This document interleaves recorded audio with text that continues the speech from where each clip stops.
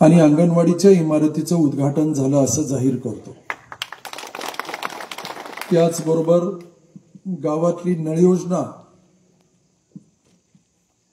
याचा लोकार्पण होता आणि या सर्व कामांचं आज उद्घाटन आणि लोकार्पण होत असताना मनस्वी आनंद होतो की ग्रामपंचायतला दिलेले जे काही विकास कामं आहेत हे पूर्णत्वाकडे जात असताना अतिशय उत्तम दर्जाचे व्हायला लागलेले आहेत। मी अंगणवाडी पाहिली, आतून जाऊन फिरून आलो, पाहून आलो, अतिशय उत्तम दर्जाची अंगणवाडी झालेली आहे, काही शंका नाही कुणाची। ग्रामपंचायतच्या इमारतीचं थोडं अजून फर्निचरचं वगैरे काम राहिलेलं आहे, स्वच्छतेचं काम राहिलेलं आहे, बांधकाम चांगलं झालेलं आहे आणि त्याही पेक्षा महत्त्वाचं जे काय आहे की गावात तुम्ही जे काय अंडरग्राउंड ड्रेनेज जे काही केलेलं आहे एक चांगलं काम पाहायला मिळालं की रस्त्यावर पाणी आत येत नाही। मी आज लुखाम असलेलाही काल बोललो, आज दैठणला गेलो होतो। महिन्याचा पहिला रविवार जे काय मी प्रत्येक महिन्याच्या पहिल्या रविवारी गावाकडे जातो, काही लोकांच्या भेटीगाठी होते, चांगला 3-4 तास थांबतो आणि मी आज तिथेही ते उदाहरण देत होतो की आता आपल्या गावाचं अंडरग्राउंड ड्रेनेजचं काम लवकर संपलं पाहिजे। आमचा सरपंच भाऊ आहे प्रताप, त्यालाही सांगितलं की कोणत्याही परिस्थितीत आपल्याला 1 महिन्याच्या आत हे काम करायचं आणि एक चांगलं काम इथं पाहत असताना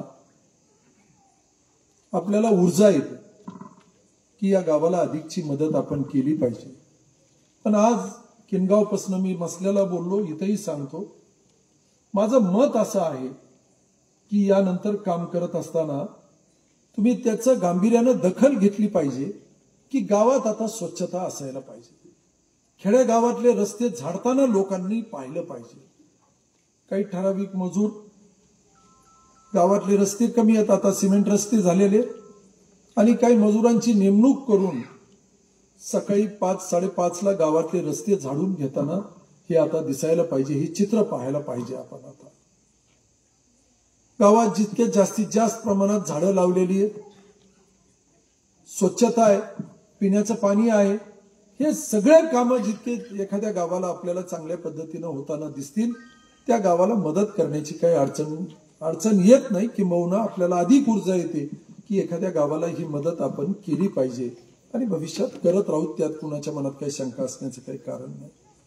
प्रस्तावित करत असताना सांगितलं की अमुक एक रस्ता व्हायला पाहिजे, तो ताकडगाव रोड, ताकडगाव रोडवरच्या कामाचं टेंडर निघालेलं आहे। मी उद्या सकाळी, काल परवा त्याची चर्चा झाली होती, मला वाटतं त्या हॉटेलचं, किशोरचं हॉटेलचं उद्घाटन करत असताना मी बळीराजावर चहाला गेलो, तिथं चर्चा निघाली होती की ताकडगाव रोडचे ते काम व्हायला पाहिजे, त्याचं टेंडर आहे पुलाचं आणि तोही रस्ता आपण 5.5 मीटरचा करतोय ताकडगाव रोडवरचा, ते थेट गेवराईपर्यंत आपण तो 5.5 मीटरचा करतोय। ताकडगाव रोडचं गेवराई शहरातनं वाईडनिंग करतोय आपण आणि ताकडगाव रोडवर गेवराई शहरातनं पार ते रवी बोराडेच्या घरापर्यंत आपण स्ट्रीट लाईट करतोय। म्हणजे या भागातले लोक ताकडगाव मार्गे जे काही जात आहेत त्यांना अधिक सोयीचं ठरतं। कोलेरून जाऊन लेफ्ट मारण्याच्या ऐवजी इथून जाऊन जर काही लेफ्ट मारून ताकडगाव मार्गे जर काही गेवरायला गेलं तर ते अधिक या तलवाडा भागातल्या लोकांना तेही सोयीचं आहे। माझा उद्देश यामागचा असा आहे की व्यापार जर काही वाढवायचा असेल तर त्या भागातली कनेक्टिव्हिटी ही वाढली पाहिजे। या गावातले लोक अधिक शेती अतिशय उत्तम पद्धतीनं करताना मी पाहिलेलं आहे, अनुभवलेलं आहे आणि हो, मी त्याचा उल्लेख नेहमी करतो। प्रस्तावित करत असताना त्यांनी सांगितलं, अनेक गावांना उदाहरण देतो की तुमच्या गावातला व्यवहार आणि व्यापार करणारी जी काही ही नवीन पिढीतली जी काही पोरं आहेत त्यांचं करावं तेवढं कौतुक कमी आहे। गेवराई शहरात घरातले 2 पोरं आहेत, एक पोरगा व्यापार करतो, दुसरा एक पोरगा व्यवसाय करतो, दुसरा पोरगा शेती करतोय आणि शेती सुद्धा उत्तम पद्धतीनं करताना या गावातले एक नाही तर काही शेकड्यानं उदाहरणं आहेत, हे मला मान्य आहे, काही शंका नाही त्यामध्ये। परंतु शेती करत असताना शेती करण्याच्या पद्धतीबद्दलची माझी हरकत आहे। तुम्ही त्याला म्हणूया की या भागातल्या लोकांना दिशा देणारे लोक आहेत। रस्त्यावरचं गाव आहे, व्यवसाय करतायत, शेती करतायत. शेती करण्याच्या पद्धती बदलल्या पाहिजे. मी गावात सातत्यानं पाहतो मोसंबी शिवाय दुसरी फळबाग नाही आपल्याकडे. काही लोक हे पपई करतात, काही टरबूज करतात. हे सगळं करत असताना पपई, टरबूज, मोसंबी, पपई, टरबूज याच्याशिवाय आता नाही. मी पाहतोय की आता बागा तोडायला लागलेले आहेत लोक. त्याचं कारण रोगराई इतकी वाढायला लागलेली आहे आणि त्याच्यामुळं शेती करत असताना आता विचार करायला लागलेले आहेत की मोसंबीचे भाव 12, 15, 16, 17. आजच चुकून सोशल मीडियावर कुठंतरी मी पाहिलं 42. मला ते चुकीचं वाटलं. परंतु याचा आपण गांभीर्यानं विचार करणं गरजेचं आहे की आता शेतीचं दरडोई उत्पन्न वाढल्याशिवाय आपल्याला दुसरा पर्याय राहिलेला नाहीये. कापूस गेला, खरीपातलं ऊसाशिवाय शिल्लक काही राहिलेलं नाही, फळबागाचं वाटोळं झालेलं नाही. आणि तेही आता कारखाने चालू करत असताना रोज तारीख पुढे ढकलली चाललेली. ठरवली 31 तारीख, 31ची काल परत आता 5 झाली. 5चं काल परत सांगत होते 7 करा, 7ला नक्कीच चालू करू. पण सगळं काही हे चालू करणाऱ्या यंत्रणेच्या हातात नाहीये. कधी पाऊस पडेल त्याचा काही नियम नाही. काल रात्री बीडला धोधो पाऊस पडला, काल संध्याकाळी परत एकदा पडला. आणि बीडला पाऊस पडला की धाकधूक होतं, मायल गेवरायला काही झालं का काय. आणि म्हणून ही जी काही परिस्थिती आहे, पर्यावरणातला असमतोल जो काय तो शेतकऱ्याला इतका बाधक ठरायला लागलेला आहे की शेतकऱ्याच्या संसाराची आता राख रांगोळी झालेली आहे, दुसरं काही राहिलेलं नाही. कर्जमाफी मागत असताना मी एकदा ज्यावेळेस आमदार होतो त्यावेळेस मी सभागृहात एकदा मी हा विषय बोललो होतो.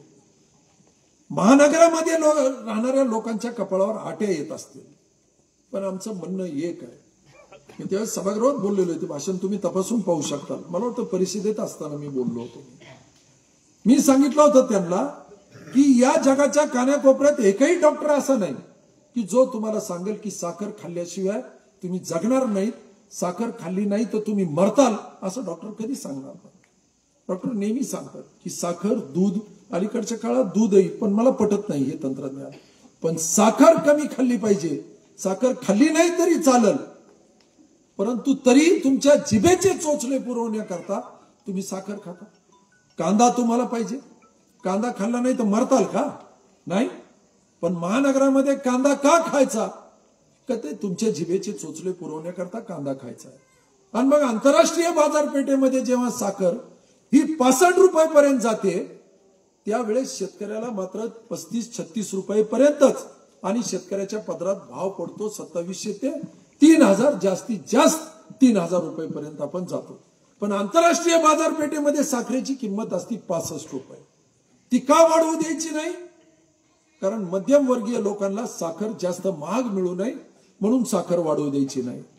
पण साखर जी आपल्याला खाण्यासाठी जी लागते ती साखर एकूण उत्पादनाच्या साखर आपल्याला केवळ 16% खायला लागते देशभरात. बाकीची साखर ही सगळी ही फार्मास्युटिकल कंपनीला जाते. फार्मास्युटिकल कंपनी म्हणजे गोळ्या औषध उत्पादन करणाऱ्या या कंपनीला जाते. बाकीची साखर ही बेकरीला जाते. बेकरी फार्मास्युटिकल कंपनीला सुद्धा ही 27-28, 3000 रुपये प्रमाणे ते साखर विकत घेतात आणि एवढीशी गोळी 1.5 रुपयाला, 5 रुपयाला, 10 रुपयाला देण्याचं आपण आपल्या डोळ्यात पाहतो. हे कसं चित्र आहे? आपण गेवराईतल्या बँका पाहतो. HDFC बँक आहे. अलीकडच्या काळात आपलं सश्याचं काळीच झालेलं आहे. आपण म्हणतो नको मल्टीस्टेट, आपण म्हणतो नको अर्बन बँका, आणि मग HDFC, ICICI, bank of Baroda, bank of India, state bank of India, SBI वेगळं आणि बँक ऑफ इंडिया हे वेगळं आहे. ह्या खासगी बँका जे काय या बँकामध्ये जाऊन तुम्ही डिपॉझिट ठेवता, त्या बँका तुम्हाला देते 5, 4.5, 5% व्याजदर, आणि हे सगळे पैसे हे उचलून महानगरामध्ये घेऊन जातात आणि तिथं ते 10-12% त्याचं वाटप करतात. तुम्ही ज्या वेळेस तुमचाच पैसा या खासगी बँकामध्ये टाकता, तुम्हाला तो मिळतो 12 आणि 14%, 12-13%. हे जे काय चित्र आहे साखरेच्या बाबतीत जे घडतं, कांद्याच्या बाबतीत जे घडतं आणि खासगी बँकाच्या बाबतीत जे काही घडतं, ते घडण्याचं कारण एकच आहे की आपली जात संघटित नाहीये. जात म्हणजे कोणची जात?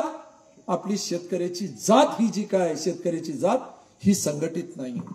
ही कदाचित संघटित झाली असती तर आज हे चित्र निर्माण झालं नसतं. आणि म्हणून ही जी काही मंडळी आहे, तुम्ही मगा म्हटल्याप्रमाणे तुम्ही तोंडाला आहेत. हे जे काही काम करणार कोलेर सारखं गाव उत्पादनाला पुढे आहे, तळण्याच्या वाडी सारखं गाव हे उत्पादनाला पुढे आहे, किनगाव सारखं गाव हे उत्पन्नाला पुढे आहे, पण किनगाव सारखं गाव व्यवहार व्यवसायात सुद्धा पुढे आहे. आणि म्हणून शेती करत असताना पारंपरिक पद्धतीने शेती करण्याच्या ऐवजी या कलियुगातलं तंत्रज्ञान तुम्हाला आम्हाला कळलं पाहिजे आणि ते एक दिशादर्शक काम या किनगाव सारख्या गावानं करावं ही माझी या गावाकडनं जी माफक अपेक्षा आहे. स्वच्छतेच्या बाबतीत पुढे आलं पाहिजे हे गाव. नवीन एक उदाहरण आलं पाहिजे सोशल मीडियामध्ये, पण ते सुद्धा पाच सकाळी उठून त्या गावानं 3 मजूर लावलेले आहेत, रस्ते सुद्धा झाडून घेतात, स्वच्छ असतं गाव, कुठं काही घाण दिसत नाही आपल्याला. ते गाव किनगाव आहे. हे कुठंतरी दुसऱ्या गावात कार्यक्रम करत असताना त्या गावांमध्ये किनगावची चर्चा निघणं गरजेचं आहे.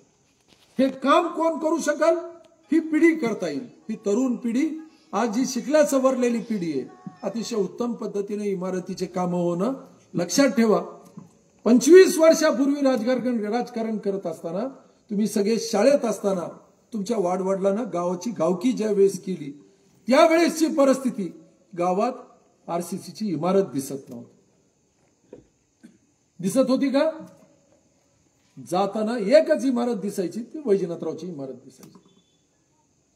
गावात आलो त्यावेळेस वैजनाथ साहेब त्यांनी बांधकाम सुरू केलं आणि तदनंतर मी तुकारामच्या अलीकडे तिथं एक, तुकाच्या तिथं एक, आणि बघता बघता आज ज्या वेळेस आपण फिरतो गावात साधारणपणे आता जेवढं गेलो मी असं गेलो ना असं इकडून इकडं आलो 39 घरं आरसीसीची झाली.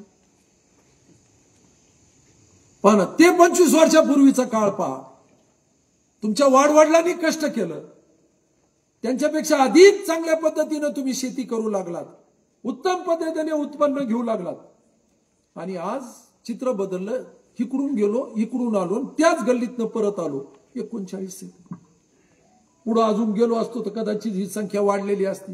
मला नाद लागलेला आहे. गावात गेलो की मी इकडं इकडं पटा मला नाद लागलाय. कारण काय, त्याच्यावरनं गावातली सुबत्ता कळते आपल्याला. सकाळी 5 वाजता उठून घराच्या समोर सडा रांगोळी टाकणार, त्या घरात सुबत्ता आहे, त्या घरात लक्ष्मी.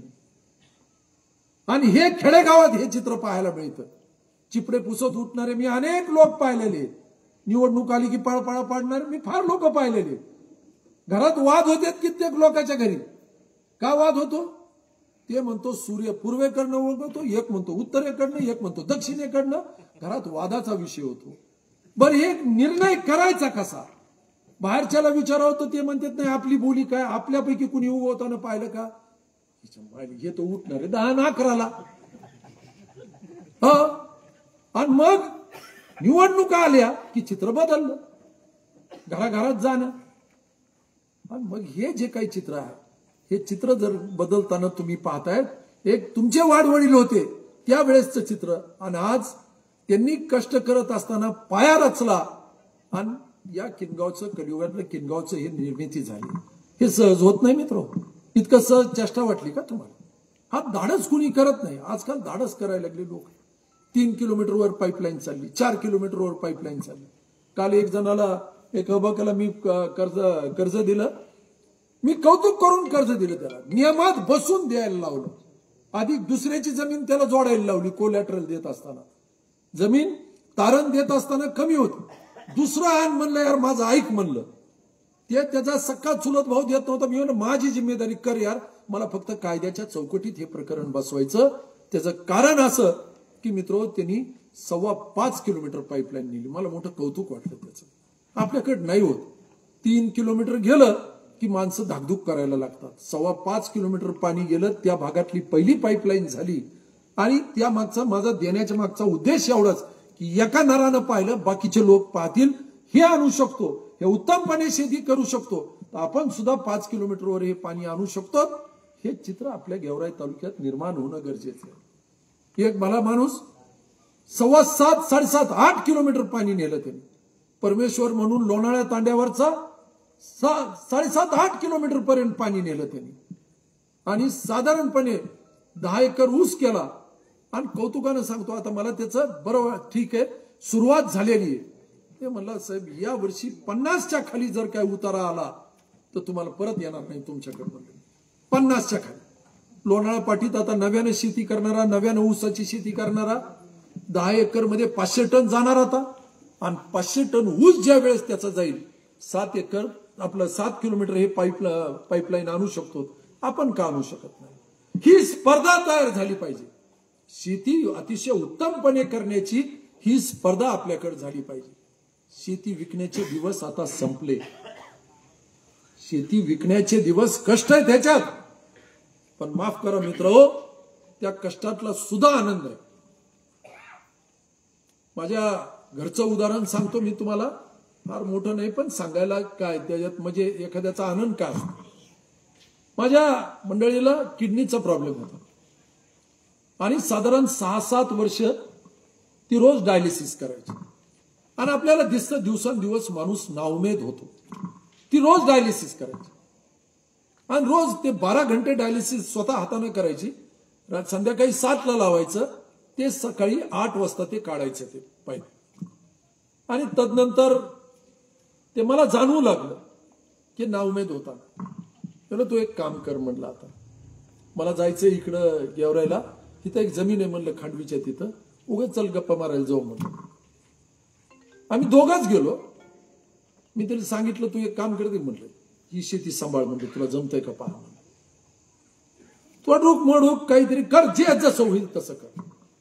त्याच्यातनं जे काही मोसंबीचा अथवा ऊसाचे अथवा इतर ह्याचे पैसे यायचे, मी तिला ज्यावेळेस तिचे ते बँकेत ठेवलेले पैसे 1.5-2 लाख रुपये काहीतरी, ती म्हणे त्याला हात लावू नका तुम्ही, ते माझे पैसे, शेतीचे पैसे. ही भावना माझ्या बायकोची एकटीची नाही, ही तुम्ही तपासून पहा. तुमच्या घरी त्या मावल्या, त्यांनी ज्या वेळेस शेतीचे पैसे आहेत तुम्ही जर काय मागायचा प्रयत्न केला, नाही हे नाही देणार मी, कारण त्यांनी ते कष्ट करून केले आणलेले पैसे घरातले. हे फक्त तिथं बीडला अमरसिंह पंडितच्या बायकोच्या ह्या भावना नाही आहेत. या उभ्या महाराष्ट्रातल्या कष्ट करणाऱ्या त्या तमाम तुमच्या आमच्या सगळ्या मावल्यांच्या बाबतीतली तीच प्रतिक्रिया येते. ती भले चुलीत असेल ती गॅसवर असेल, परंतु तुमच्या आमच्या मावल्याची याच्यापेक्षा वेगळी प्रतिक्रिया असू शकत नाही. आणि म्हणून म्हणतो शेती विकण्याचे दिवस गेले, आता खऱ्या अर्थानं शेती करण्याचे दिवस आले. हे चित्र बदलल मित्र, होय अगदी जबाबदारीने सांगतो. या महाराष्ट्रातलं चित्र बदललेलं आहे. उद्या या बीड जिल्ह्यातलं बदल, या गेवराई तालुक्यातलं सुद्धा चित्र बदललं. पण कधी तुमच्यासारखे तरुण युवक ज्या वेळेस पुढे निघतील आणि हे करण्याचं धारिष्ट्य दाखवताल, हे धारिष्ट्य दाखवलं तर हे चित्र बदलल्याशिवाय राहणार नाही. मी अनुभवलेलं आहे, मी पाहिलेलं आहे.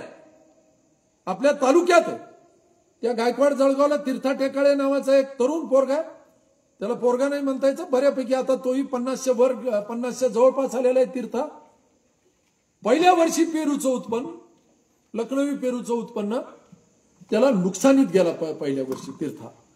दुसऱ्या वर्षी असंच तोडत मोडत 2-2.5 लाख रुपये आले. आणि तिसऱ्या वर्षी स्वतः शेतात राहायला गेला. त्या पेरूला पाकिट लावून वगैरे ते मेन कापड लावून कागद लावून तिथं स्वतः व्हिडिओ पाहून या लोकांचं, परत तो रविराज साबळेला त्यांनी बोलवलं. त्या पेरूचं उत्पन्न गेल्या वर्षी तीर्थानं 19 लाख रुपयाचं पेरू 2 वर्षात काढलं. 19 लाख रुपयाचं पेरू. आता तीर्था गावात गेल्यानंतर फोन करून बोलवावं लागतो, तीर्था गावात मी आलेलो, सगळीकडून जाताना थांबा म्हणले, मी इथंच थांबतो, मला तिकडे यायला थोडं जमन आहे म्हणून. हे होऊ शकतं, का नाही होणार आहे? हे होऊ शकतं, पण केल्याशिवाय नाही. आणि म्हणून सातत्यानं रोज उठून तालुक्याला जायचं आणि राजकारणाच्या गप्पा मारायच्या. ते पंचायत समितीमध्ये ते कुठंतरी बसून रोज ती घरची भाकर खाण्याच्या ऐवजी त्या गुजरात्याच्या त्या या हॉटेलमध्ये बसून टक्कर हाणायची, पावशेर जिलबीन पावशेर भजे तिथं खायला जायचं. कुणी सांगितलं राजा? आज ग्रामपंचायतीकडनं माझ्या माफक अपेक्षा आहे. सार्वजनिक कामं तुम्ही करताय, 3 कोटीचे कामं केल्याचं कौतुक तुम्ही सांगितलं, अभिमान आहे. त्या गोष्टीचं निश्चित तुमचं कौतुक आहे. पण तुमच्या सहित व्यासपीठावरच्या लोकांना मी सांगल की सार्वजनिक कामाबरोबरच व्यक्तिगत कामात लक्ष द्या. गावातली एखाद्याची विहीर राहिलेले, त्याचं पेमेंट राहिलेले काढून द्या. स्वतः पुढे जाऊन काढून द्या. घरकुलाचे पैसे निघाले पाहिजेत, लक्ष देऊन काढून द्या. गाय गोठा राहिलेला आहे, लक्ष देऊन ते काढून द्या. ज्यावेळेस आपण सामान्य माणसाला मदत करतात, ती केलेली मदत तो विसरत नाही. महापूर आला, बरं झालं माझ्या बरोबर किशोर होते त्यावेळेस, किशोर कांडेकर माझ्या बरोबर होते. आम्ही अचानक महापूर पाणी वाढायला लागलं आणि ते आमचे अधीक्षक अभियंता मला मेसेज करायचे. मी सकाळी आपलं 2:10 ठीक आहे म्हणलं, 2,10,000 ठीक आहे. अर्ध्या तासाला मेसेज यायला लागला. गप करणं मेसेज आला मला ईडीचा. ईडी म्हणजे एक्झिक्युटिव्ह डायरेक्टर, म्हणजे हे प्रमुख, ह्या जायकवाडीचे प्रमुख असते ते एक्झिक्युटिव्ह डायरेक्टर तिरुमनवार. अचानक 1-1.5 तासानं फोन आला की सर कुठंतरी क्लाउड बस झालेलं आहे. क्लाउड बस म्हणजे काय म्हणायचं त्याला, ढगफुटी झालेली आहे कुठंतरी. आणि कळलं नाही साहेब, 1 घंट्याभरात साधारणपणे 1 तासभरापासून 3,75,000 पाणी यायला लागलेले. आणि त्याच्यामुळे आता हे 3 लाख. अचानक कल्पना करा तुम्ही, 2,10,000 वरनं ते 3 लाख म्हणायला लागलं. मी बरोबर हे समोर होती ही काही मंडळी. मी म्हणलं चला किशोर आपण निघूयात. म्हणलं मला कुठं जायचं. म्हणलं चला हे गंथडीला आता सुरुवात करूया, काही लोक स्थलांतरित करावी लागतील. मी त्या ह्याला गेलो होतो जवळा लगेच पाणी तिथं आत येत आहे. पण जवळ्याला गेलो, पाहताना येताना तिथं एक कुबड्यावर उभा होता. एक तर एकाचा पाय अँप्यूट केलेला होता, गुडघ्यापासून नव्हता. गडबडीत होतो, मला फार गडबड होती. मी गाडी उभा केली, विचारलं की हे अपंगत्वाचं प्रमाणपत्र आहे म्हणले. साहेब जरा ऐका म्हणले, आता तुम्ही उभा केली गाडी, माझा ऐका. 7 वर्ष झालं मी प्रयत्न करतोय म्हणले, आणि आतापर्यंत 5,000 गेलेत. 500 दे, 200 दे, 500 दे, हे कर. म्हणून सोडून दे यार, म्हणलं जाऊ दे, गेलं म्हणलं.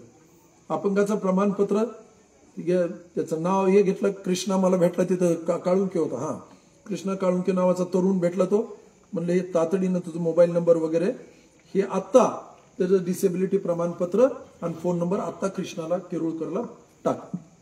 15 दिवसात तिथून पुढे दिवाळीच्या अगोदर, मला वाटतं गेल्या 15 दिवसापूर्वी शनिवारी 167 लोकांना प्रमाणपत्र देत असताना आणि मंजुरी पत्र देत असताना ते नेमका ती अपंग माझ्या समोर आला. त्याच्या चेहऱ्यावरचा जो आनंद होता, त्यांनी स्वतः बुके आणलं, हार आणला.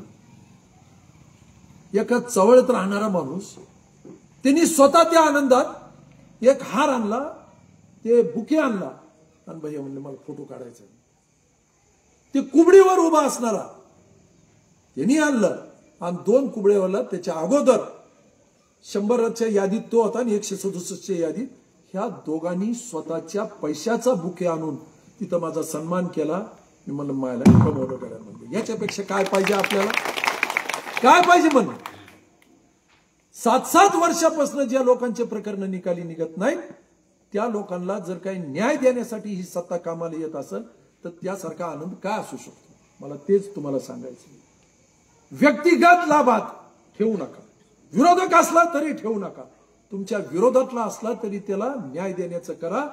भला तो विरोधात राहील, पण या योजना कदाचित अखंडपणे चालू राहतील का नाही अशा प्रकारची शंका मला वाटते. म्हणून हे 3 कोटीचं काम करत असताना जेवढा आनंद होतो त्याच्यापेक्षा अधिकचा आनंद तुम्हाला या लोकांना न्याय देताना होईल. आजच्या निमित्तानं अतिशय नम्रपणे तुमच्या समोर सांगतो. मी आपला अधिकचा वेळ आता येणार नाही. मला 1.5 महिना झाला, मी आताच बोलत होतो इथं. आज घरी जाऊन दूध भाकरी खाल्ल्याशिवाय काही खरं नाही म्हणलं. मी आताच म्हणलं, मी इथं कुणाला तरी आता म्हणलं, पंताला म्हणलं, रोज इकडे काहीतरी खायला लागलोय म्हणलं. मी 1.5 महिना झालं, 12च वाजायला लागले तिकडून जाताना. म्हणून आता अधिकचा वेळ घेणे नको. परत कुणी चहा बीच्या भानगडीत पाडू नका. गावाकडे जाऊ द्या. मला खरोखर भूक लागलेली आता. आणि परमेश्वर मला माफ कर. आणि त्याला आपल्याकडे ते प्रमाणपत्र आहे माफीचं. कुठं काय खायला लागलो का, काय दूध भाकरी खाणं म्हणजे काय. नाही, विद्वान लोक जे काय ते तुमच्याकडेच आहे. तारखा अशा घेणं म्हणजे काय साधी गोष्ट आहे का काय. ही विद्वत्ता किनगाव शिवाय दुसरीकडे कुठंच पाहायला नाही मिळणार. इतके साधे सोपे आहेत का? हुडकून काढून ती तारीख काढायची म्हणजे काय चेष्टा आहे का काय? हो, हुडकून काढून कशी तारीख काढली किनगावनी? इतकं सहज नाही, हे शिकलं पाहिजे या गावाकडे. साहेबराव, हे शिका. इतकं सहज सोपं नाही. तारखा अनेक असते, ही तारीख कशी सोयीची आहे तुमच्या? ही शिका जरा तुम्ही. परत एकदा केलेला आदर, आतिथ्य, सत्कार, तुमच्या सगळ्यांचे आभार मानतो आणि होत असलेल्या कामांबद्दल निश्चितरित्या अभिमान आहे, समाधान आहे आणि करावं तुम्हा सगळ्या मंडळींचं करावं. वैयक्तिक कामात 90% लोकांना वैयक्तिक जवळपास घरकुल 180 दिले सर, 200 विहिरी दिल्यात आणि गायगोठे 170 तुमच्या आशीर्वादानं गावातल्या एकूण एक लोकांना 90% लोकांपर्यंत वैयक्तिक लाभाच्या कामात आले सर. अतिशय चांगली गोष्ट आहे, अतिशय चांगली गोष्ट आहे. नाही, चांगली गोष्ट आहे. नाही, हे होत असेल चांगलं आहे आणि हे लक्ष देणं खऱ्या अर्थानं गरजेचं आहे. आणि सगळ्यांना यदा का सगळ्यांचं म्हणजे येणं सगळं निरंग झालं, निरंग झालं का येणं सगळं कुशल राहिलंय. घरकुलचं दुसरा एक साधारण रामनाथ याला दिवाळीच्या 8 दिवस अगोदर, 8-10 दिवस अगोदरपासून घरकुलचे पैसे आले नव्हते.